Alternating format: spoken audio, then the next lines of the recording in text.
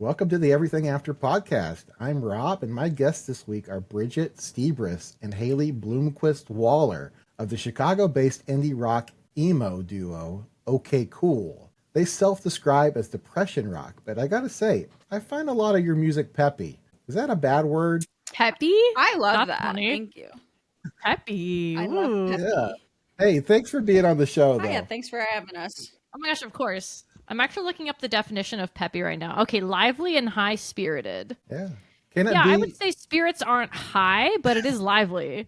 It's lively. It's got a lively pep to it. Yeah, we're not dead yet, so. Low-spirited pep. Low-spirited pep. Yeah. Okay. Peppy in a sort of minimal way.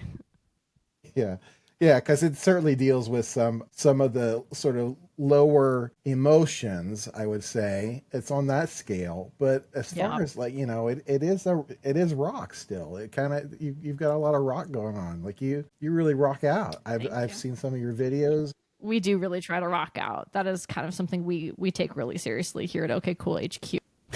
Yeah, that's great. That's great. I've seen some of your live stuff that you've posted on Instagram and stuff too, and people get pretty pepped up. I think you got some people like you almost. We're pepped. That's one thing. We are pepped. You've almost got like a mosh pit in some of those. One can only hope. We've had a couple moshers before. Yeah. It is really the most like gratifying thing in the world to see people moshing to your like, damn, this goes that hard that y'all are moshing. Like it's just the highest compliment to me. Yeah. Sweet. So you've been a duo now for a few years. What, you started writing music together back in 2020? Yeah, about 5 years now. Okay. And you're as in far Chicago. as like writing like full songs together. Okay. I have to ask, how old are the two of you? Yes. No, it's terrible. I know it's terrible. Just had my birthday. I just turned 28. Happy birthday. I am 29 years young. Okay. So 10 years makes sense then. Because I was like, you guys writing music. You look very. Yeah, we are 10. So you've been 10 years. You've been writing music from the womb together. Mm-hmm. So, Teenagers. Yeah. Tweenagers. Yeah. Okay. So 28 and 29. And you've got some music out. Let's talk about that. You've got several EPs. Your latest Chit Chat you dropped August 1st. That's a full-length album? That is correct. So let's talk about that. Your first full-length album. Yeah, it was a lot of work. Yeah, it's kind of been in the works for a while. This is a lot of songs that have been kind of crafted over the course of a few years. Maybe couple stragglers from last albums that didn't quite get fleshed out or kind of pulled from different places. And we just kind of sat with them and chewed on them for a while until we had a good amount of songs and we felt good about it and felt like this one should be a full-length thing. And that was pretty exciting, to get it out there. Yeah, and then like I think a big thing for us was like just to set there because you never really know like when you're done with like a certain batch of songs that you want to put into a record, but like eventually we just set the recording date and that actually ended up like cranking 2 more songs out of me before we actually started recording, just kind of to have that like end date in my mind of like, okay, so this time that we've been collecting for a while is over on this date. And it's interesting how that can kind of influence like your creative side to just kind of go into overtime and make something unexpected. So that was cool. Kicks you in the pants a little bit. Which it turned out I really needed. So tell me about that process. I'm always interested in the songwriter's process, like where those ideas come from, how you sort of birth them and how you nourish them to fully fledged people. Yeah, I think for me, birthing them is maybe the hardest part. I guess like they kind of come to me in weird places. Like I'll be in the store or in my car a lot if I like don't put music on and I just kind of sit there. Then sometimes I get a little like melody idea or something, or shower, just random times when you're not sitting there on your phone. I think it can strike. And then I'll usually make a voice note of that. And then that's the easier part. The hard part is then when I get home to like actually work on some of this stuff. And I still have probably 4 that I have been telling myself I need to sit down and work on for a while now that it just like hasn't come to fruition. So that's the next step then is sitting down with your laptop and your instrument and making it into a real thing, and then making it as long or as short as you need it to be and sending it back and forth to each other. And at that point, usually Bridget or I, if it's the other way around, will kind of start helping critique and add stuff or, say this is good or this sucks kind of thing. We don't usually say that it Yeah. sucks to each other, but if it does, we'll just let it die. It would have to be pretty bad. Yeah.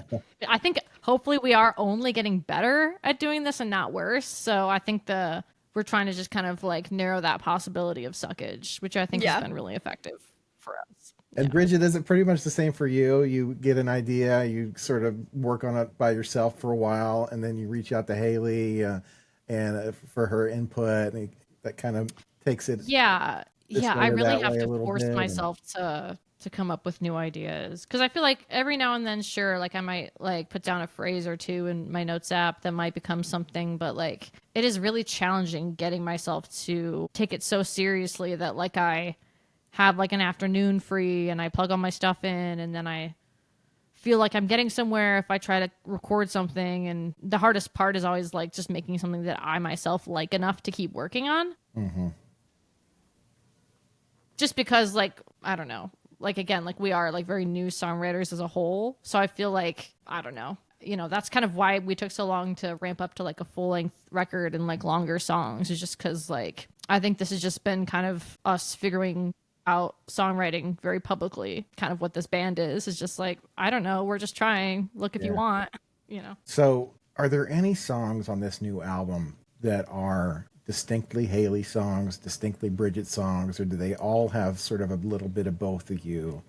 Because I know you're equally writing songs, but like, and you have input on each other's songwriting, of course, but is there anything that you'd say is like, that's my song? I think they actually largely are kind of one person, and then I think we both touch like all the songs, because Bridget does all of the drums and I'll do all of the bass, and then anything else is kind of free game after that. So I would say, yeah, for the most part, when we come to each other with something, it's pretty fleshed out, with the exception of Fading Out Forever is pretty hybrid, and Sledding is also pretty hybrid. But yeah, for the most part, I would say mostly like the ones that I sing are the ones that I wrote fully, and vice versa. Oh, okay. Which is kind of a newer thing, but in the past, Bridget would sing some of them. But I just have to say, I'm glad that you're a band, write your own songs, that you play real instruments. You're not sitting at like a computer monitor with a keyboard, like punching buttons and stuff. So it's refreshing when I find a young band that's like doing it right like that, that's doing it sort of old school, I guess. I think that's worth amplifying. So I'm glad that you're still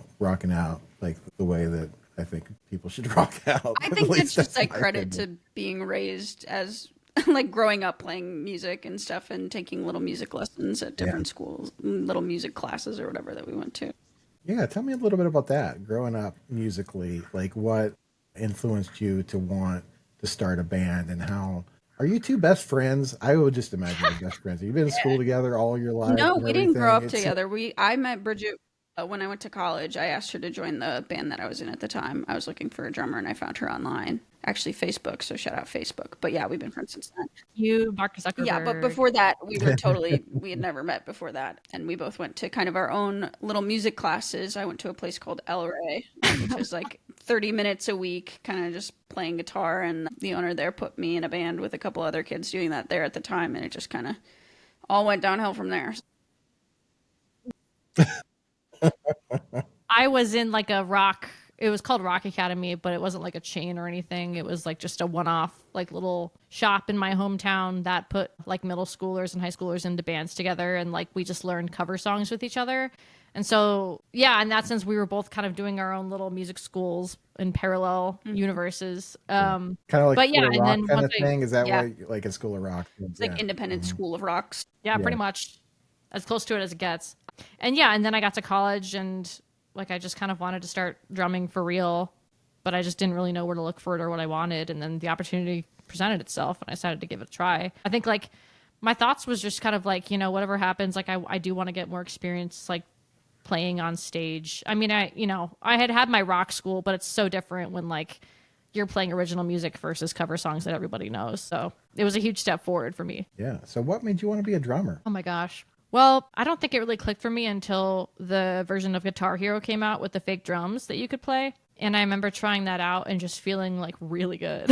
Like just feeling like, wow, I'm really good at this and I understand this like intrinsically to a degree that I don't quite understand. But like I just wanted to keep following that and see what it led to. But the thing with like growing up and learning all that stuff is like, God, there's such a curve to, I think it's the same with like you were mentioning like fake instruments. It's like I never had access to fake instruments, like drum machines or anything. Like I didn't have like a keyboard growing up or anything that I could experiment with synths or whatever. And same with a drum kit. Like I only started playing drums once like I realized that I wanted to ask for like a beginner kit for Christmas or whatever. But it was still a cheap kit even then. So just all to say, it's just like, I don't know. I think a lot about accessibility, about those kinds of things, and like how much of it that I feel like I still just recently was able to like save up to and get to the next level of creating like DIY music, you know, with like all the equipment that you see right now and all of that stuff. So I don't know. I just think about it a lot, but I feel so finally grateful that I've been able to like amass as much as I have now, where I can like, you know, I have my kit in the burbs if I need to get it, and I have my interface and my mics, and I can actually kind of make things happen that I wanted to try and make happen my whole life. Yeah. So that was kind of a long-winded way of saying why I play drums. Yeah, that's cool.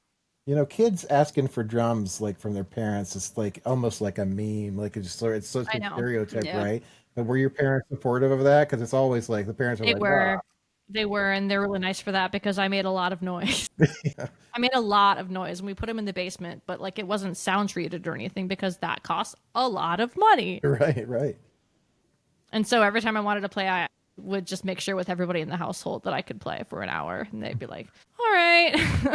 Cool. Well, you know, they supported it. They got you a drum kit. I'm very grateful for it. It changed my life. Parents. Who were your early drummer influences? Me and Haley were both very big on 21 Pilots in college.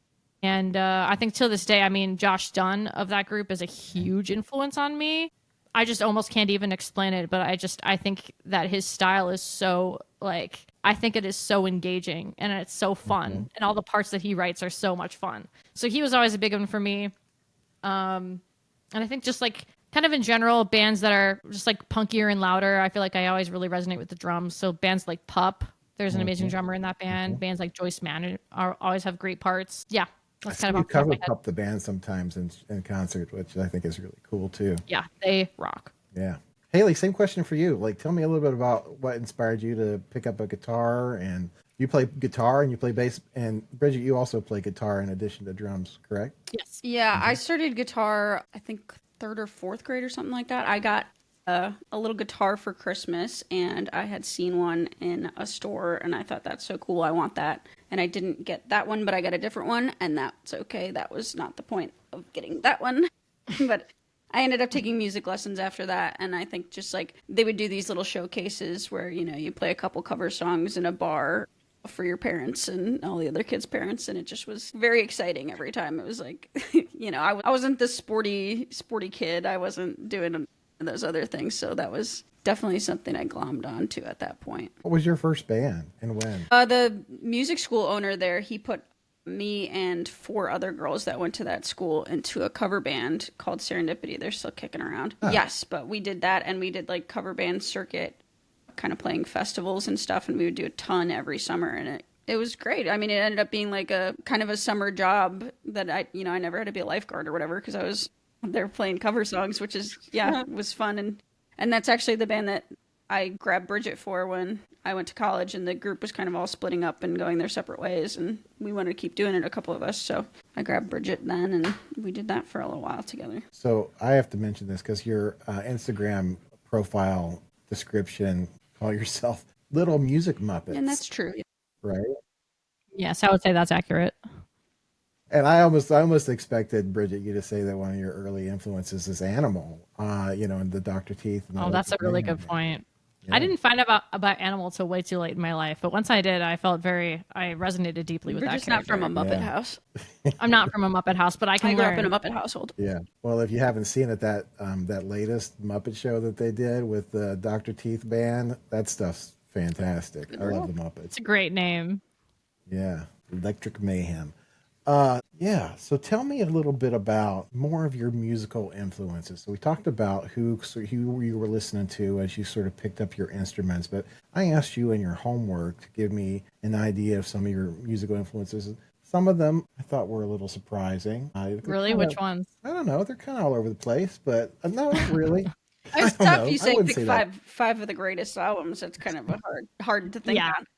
It was more That's of a like the top of difficult my thing to head. do, and I recognize that that's difficult to pick your top 5 favorite albums. But tell me a little bit about the musical influences that you called out here. Yeah, I should pull mine up too.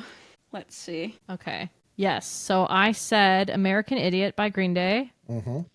Absolutely. That was kind of the first rock music I heard in general that I really connected with. And I just like, what a rabbit hole to go down from finding that single to realizing it's part of a rock opera and then like unloading all of that and just following that down their whole discography. But yeah, that record is just unmatched. So that's one from my list personally. Oh, we're going back and forth. And Haley. Oh yeah. I don't know. Yeah, we can alternate. Haley, you've got Panic at the Disco here. Yeah. Manchester Orchestra. I put Pretty Odd as my Panic at the Disco pick. I just think that that's kind of a perfect album. Yeah. I don't think that there's a single skip on Perfect that album. one, and I think it's kind of a good reminder that you can do whatever you want when you want to do it, if you do it with intention. Yup. Yeah, I also picked Folie à Deux by Fall Out Banger. Boy. I think it's just a once in a lifetime record. I've never heard a record that sounds like that, and I don't think I ever will. They are, I mean, say what you want about what they're doing now. It's not what I'm talking about. I'm talking about this record. It's amazing. Music. And I don't think that it has ever gotten its flowers as much as it should have. So everyone needs to Bring it back, yeah. give that a listen. I put Yeah. A Black Mile to the Surface by Manchester Orchestra. I think that they just did a beautiful job with that album and the way that every song kind of flows into the next, and like the lyrics and the swells, like the dynamics in that whole album are just so interesting. It's so Yeah, cinematic. it's It's very beautiful. well done. And the production is Yeah. insanely good. Mm-hmm. No skips. Bambi by Hippocampus, which is my tattoo that you can't see right now. Yeah, this is a newer record. And we like everything that they put out, but this record in particular just really hit me. I think I was in college when they put it out, and it just hit me at the right time and place. And I just think it's just a beautiful, beautiful record. Again, like echoing Haley, I think there's a lot of like amazing swells and transitions, and it's just fodder for like things that I want to pick up on and be inspired by and play with, and ideas that I don't think I would have had myself. But the idea of, I don't know, just doing things that are so outside of norms, I think just they have a really beautiful way of weaving in so many different little details but making them all fit in a way that makes complete sense. So that's Bambi. I have Raise the Dead by Phantom Planet. This is just an all-around banger album. I think this is one of the first albums that I found myself kind of at the library as a kid. I just picked off something that had a cool cover, and it ended up being so good. They were signed. Library Fine. That's great. Yeah, they were signed to Yeah. Fueled by Ramen back in the day, and I think that, just kind of cool alternative music, and one of the first bands that I felt like belonged to me when I found it, Mm-hmm. Yeah. Boom. I have Beach Music on here by Alex G. And pretty much every Alex G record is also my favorite record. But I think this one in specific stands out because, again, like just the things that he's doing and the sounds that he's making fit together. I think I had never associated him in my brain before, just in terms of there's so many different kinds of sounds that he uses. And like, he's a big fan of a lot of different kinds of percussion, or like percussion tinged, like sort of pipe, like kind of like, I think there might be like some sort of software instrument pipe or something, or organ, but the ways that he combines like kind of pretty standard and simple song structures with really creative lyrics and melodies and backgrounds. I think it's just an insanely introspective and gorgeous record. So that's Boom. Beach Music. Yeah. Similar Reasons, Rosie Tucker's Sucker Supreme. That is so good. I think that one really challenged my idea of what you can do with melodies and like song structure and song length, and really was like, oh, I want to be able to write music like that one day. And still striving for that, but that is a really, really good album. Again, no skips. Yes, one day at a time. No skips.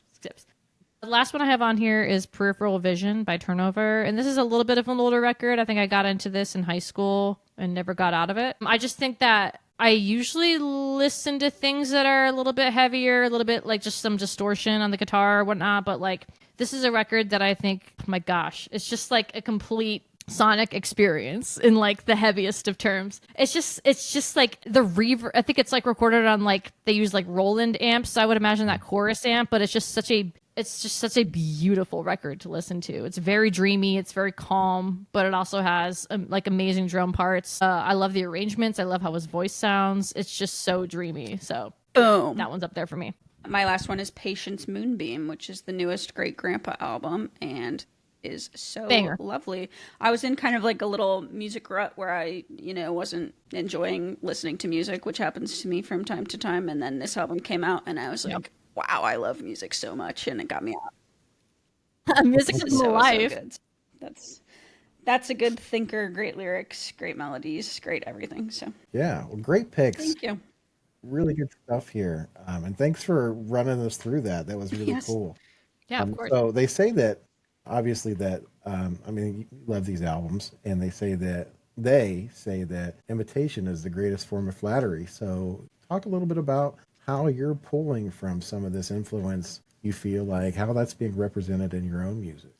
I heard a quote, and I'm totally paraphrasing this, but that nothing is like really original, and we all kind of derive from each other in our cyclical ecosystem that we live in. So I think I really take that to heart. And when you hear something and you grow up listening to certain kinds of music and you grow up playing certain covers and stuff, I think that that's all super influential in what we make now. And it's just kind of a conglomerate of what we listen to. And I think everybody's kind of doing that, taking the input of the world and putting out their version of it, and that's kind of your own unique spin on it. Yeah, I feel like I'm always just trying to just take the parts I like most from every kind of thing I like. Like if we're thinking about Peripheral Vision by Turnover, like I've really tried to take those lush, like clean, delayed tones and fit them in somewhere in our music. And the same with like American Idiot. It's like you can obviously hear like the Green Day influence in pretty much everything I write, just because like that was my first everything.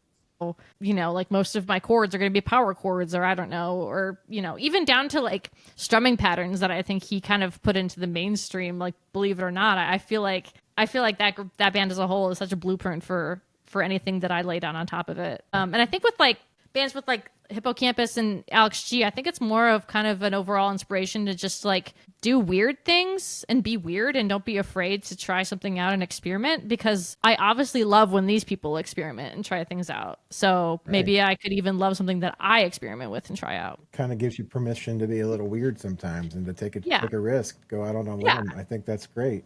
Absolutely. Yeah. And I think like I am definitely still in the ongoing process of letting myself write even weirder things. I think I still do tend to stick to a lot of things that I feel have to be a certain way or whatever, but I think it's just a slow process of unlearning rules that you set for yourself sometimes. Sure. I'm also really impressed by you've been putting out music for some time now, but you've got a number of really creative, really interesting music videos that you've put out. Oh, thank you. We have a lot of really talented can't friends. take credit for any of those, to be honest. Well, let's shout some of those people out, because there's just some really great production going on there, some really creative stuff going on. You've even got like you got Muppets in there. Yeah, that's sometimes. Muppets is Joe. That's our friend Joe Hoffman. We play in a band with him also. You got a lot of stuff. We play in a band with our buddy Joe too, called Pocket Boy Solid, and he makes all those very wacky videos that you see of ours. He is just so creatively smart. He has such a high creative IQ. Like, that guy's nutso. Love you, Joe. Yeah, he does those. We've also done the Normalcy video was with our friends Justin and Griffin at Roadhouse Productions. They do a lot of really cool work, and they just started a little magazine of kind of local Chicago music, which is so cool. Check that out. Yes, they also did our recent music video for Wah Wah Wee Wah. And then our friend Tracy Conaboy did the video for Soaked In. Love you, Tracy. That was incredible too, because they spent so many hours on a light bright learning for how us. to do that. That was so cool. Yeah. And then our Divers and Five Finger Exploding Heart Technique videos were by our friend Nina Gowlin, who also rocks. Just an amazing, just all down around the con person. where you're like, what if we did like roller skating, or what if we did like?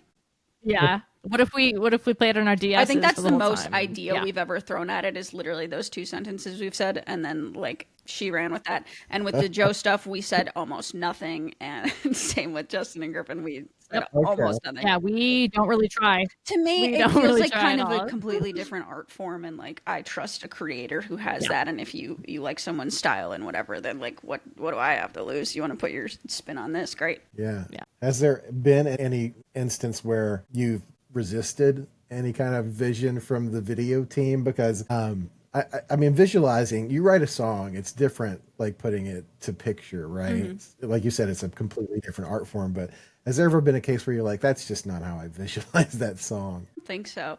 I mean, I don't honestly, think like so. I don't think when we write songs, we really think like the video for this has to be this. Like I think it's not really attached to a visual medium at the point that we make it.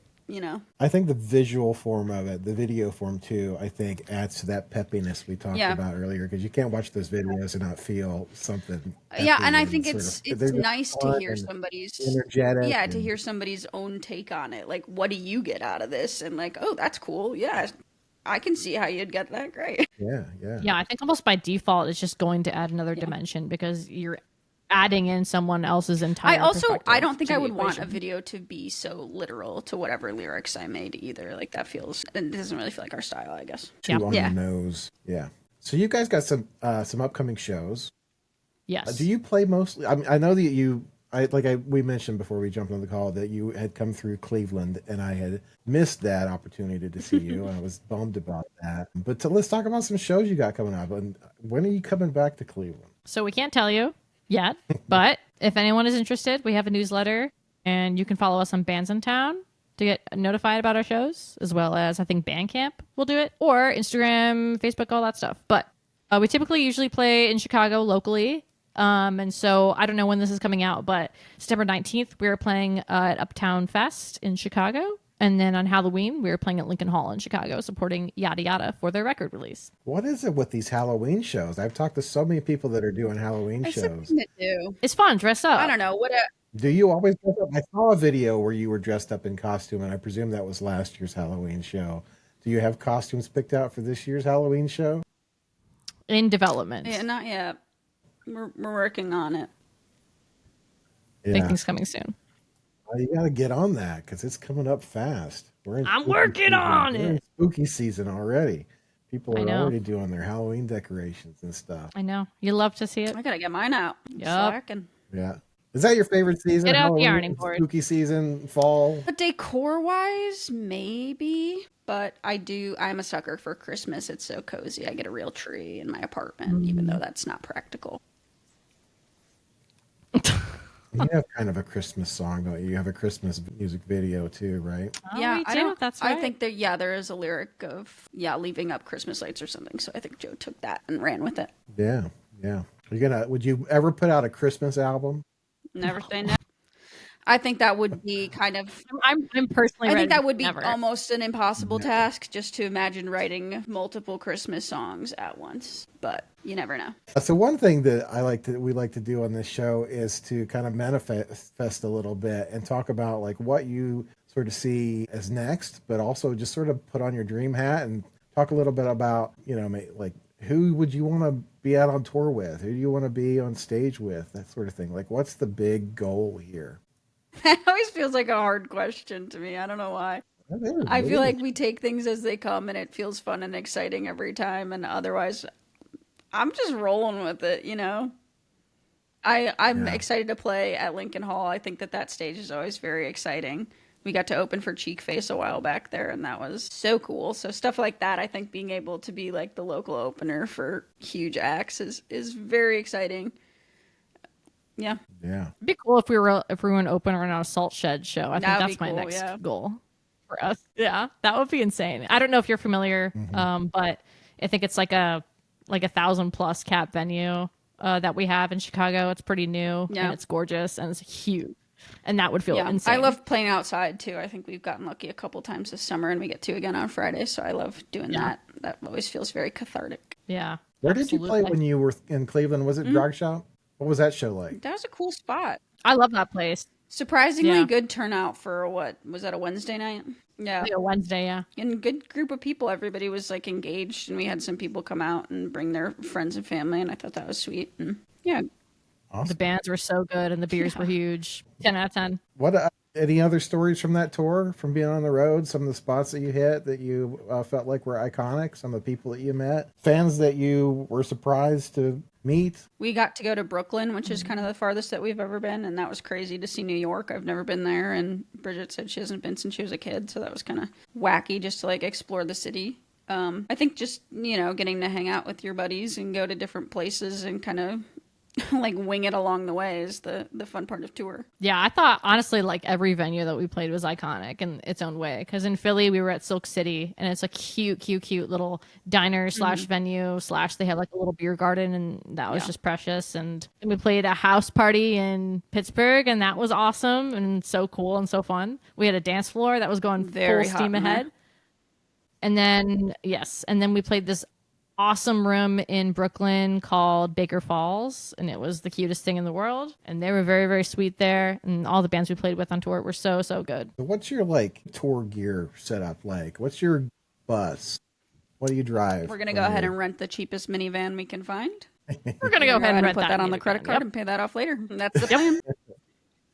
I always have my fanny pack on me. I always carry all the cash on me. Maybe don't That is advertise just that. my standard. Maybe not. maybe that was a bad idea. Haley always carries the cash And my in her fanny gun. pack and her huge gun.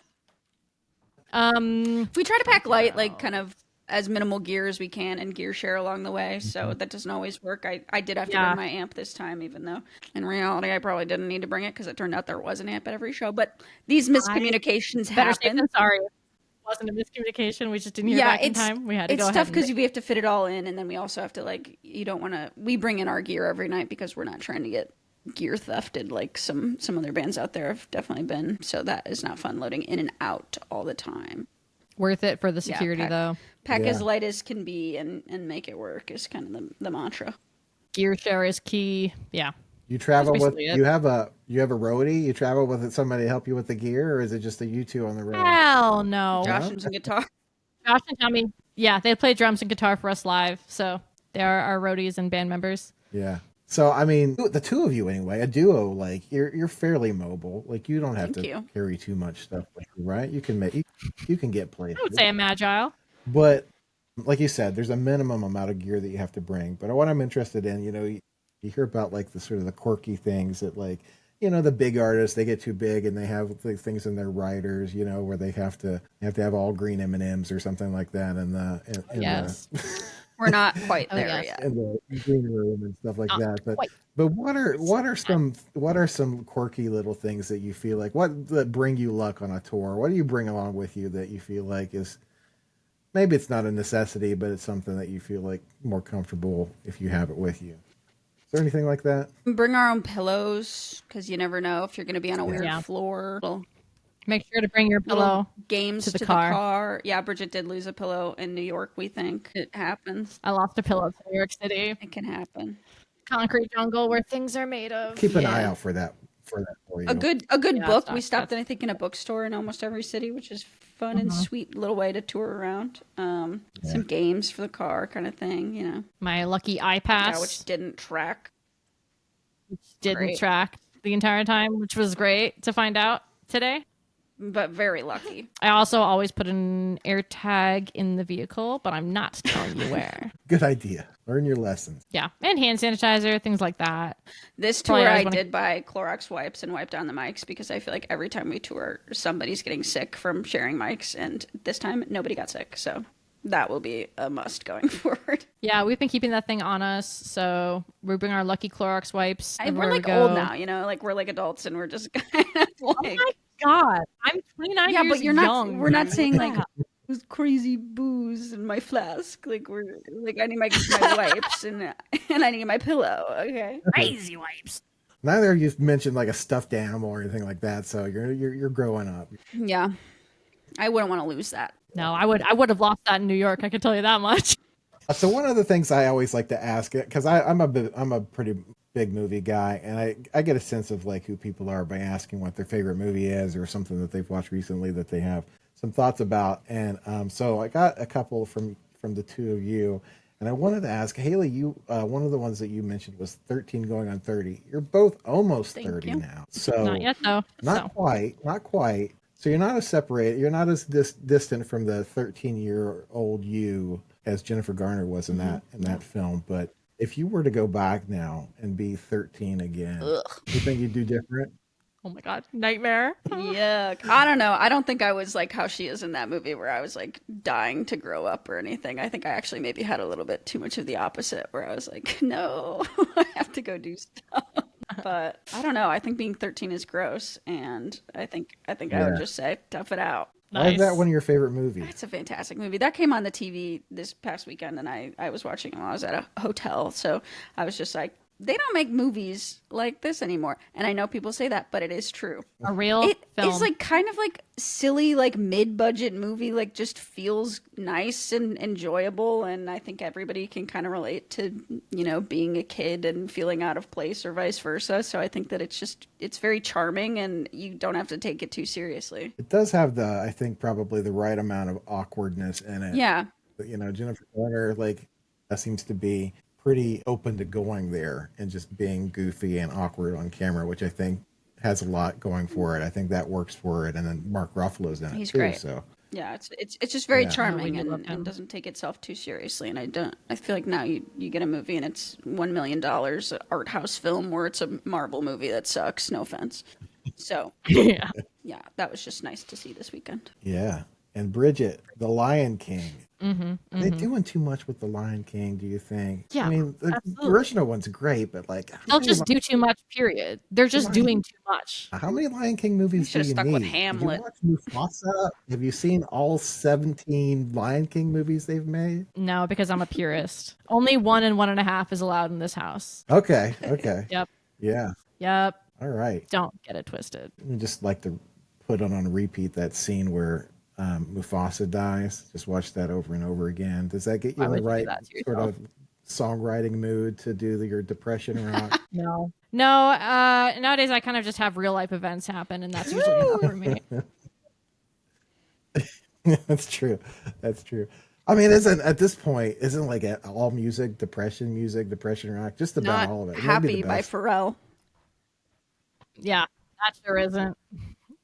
I don't know. That could make somebody depressed if they were listening to it. Maybe it's not written about depression, but could have that effect, I would think. And that is Right. what you take away from the art. That's true. That's true. You put it out there, and then it's theirs. And then Gross it's lights of ours. its own, yeah. And yeah, whatever we feel is what we feel. And that's what it is. That's what it Hopefully becomes. happy. Yeah. Well, Haley and Bridget, okay, cool. Thank you so much for being on the podcast. I really, really appreciate it. It's been really fun talking to you, getting to know you. I do hope you're back in Cleveland soon and come and check out a show. Best of luck on everything. Thank you. Thank you so much, Rob. This was a lot of fun, and thanks for asking such And thoughtful questions. Maybe That's we'll be always back really in appreciated. Cleveland soon. At a later date. In the future, even. Excellent. We'll keep an eye out for that. My knee-jerk reaction. I'm Haley, And I'm Bridget. and we're okay, cool. And our ETA is a show at Lincoln Hall on October 31st in Chicago. That's Halloween. And guess what? Also, we just put out a new record called Chit Chat, and you can check it out on streaming. Go look for it. Go Google it. My knee-jerk reaction.